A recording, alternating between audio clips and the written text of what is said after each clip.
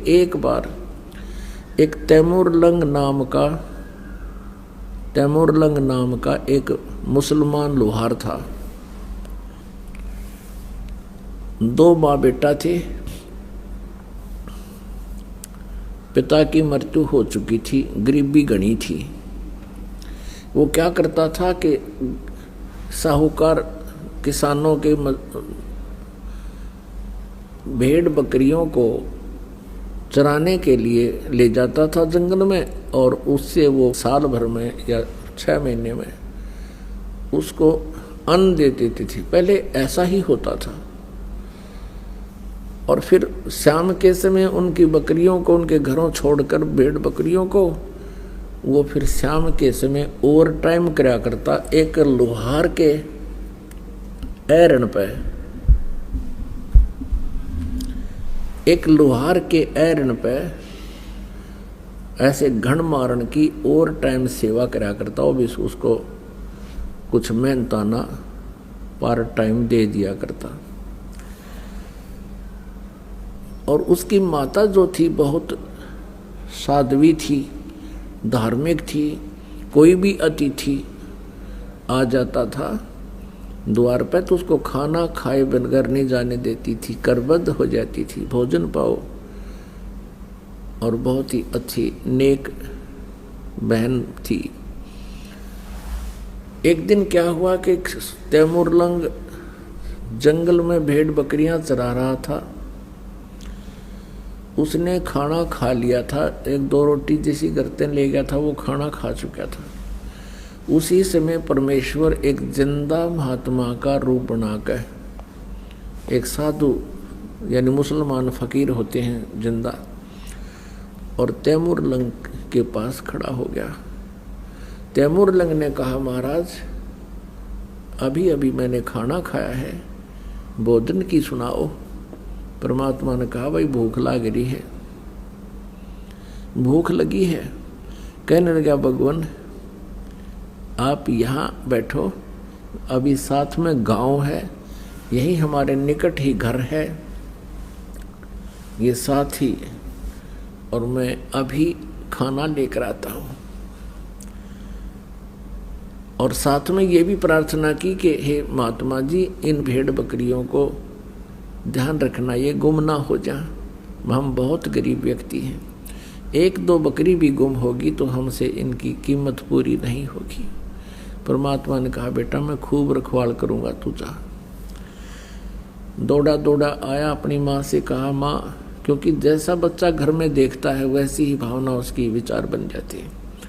अपनी माता से कहा कि माता जी, ऐसे एक महापुरुष आए हैं, संत हैं, फकीर, और भोजन चाहते हैं। उसकी माँ ने तुरंत 2 रोटी का आटा था घर में, बस 2 रोटी बनाई, जल का लोटा हाथ में ले लिया।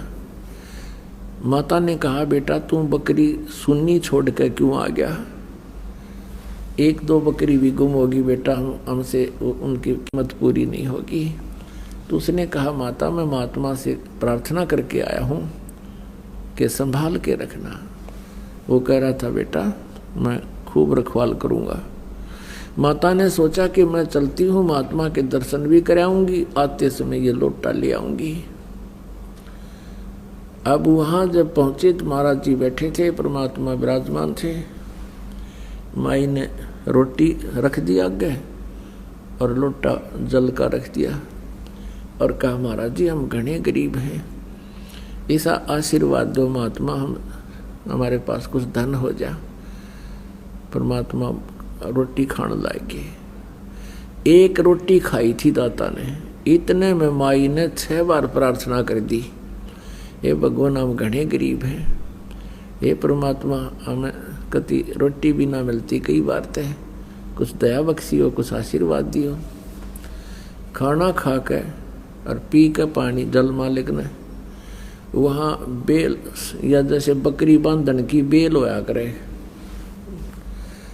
ये भैंस भूस गाय कोई बांधते हैं लोहे की, और बकरियां की होती है पतली पतली सी, बिल्कुल पतले तारों की बेल बनी होती है। वह बेल उठाई, वह चैन, और उसको 4 बार मोड़ लिया, इतनी रहेगी वह, और खड़ा होकर उसके पुत्र के उस तैमूर लंग का परमात्मा ने पीठ में यूं करके 7 1 2 3 7 मारी, और फिर 2 मारी, फिर मारी लात और मुक्के। माई ने सोचा यू महाराज जी तो नाराज हो गया, दी खैर कह यू मेंटल है, बता भी मतलब मेरे बेटे ने पीटन लग गया। तो माई ने कहा महाराज जी मेरे पुत्र ने कोई गलती कर दी। परमात्मा ने कहा माई तेरे पुत्र को 7 पीढ़ी का राज दे दिया है, तुम्हारे को 7 पीढ़ी का राज बख्श दिया है, ये 7 जो संगल मारी है और फिर लात और मुक्के मारे हैं, उसके बाद तुम्हारा राज्य टुकड़ों में बट जाएगा। पुणात्मा तैमूर लंका पोता था बाबर, और उससे लेकर के औरंगजेब तक 7 पीढ़ी ने दिल्ली का राज कराया,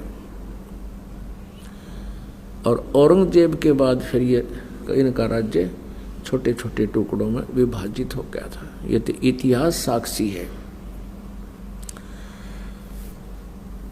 अपने आत्माओं क्या हुआ,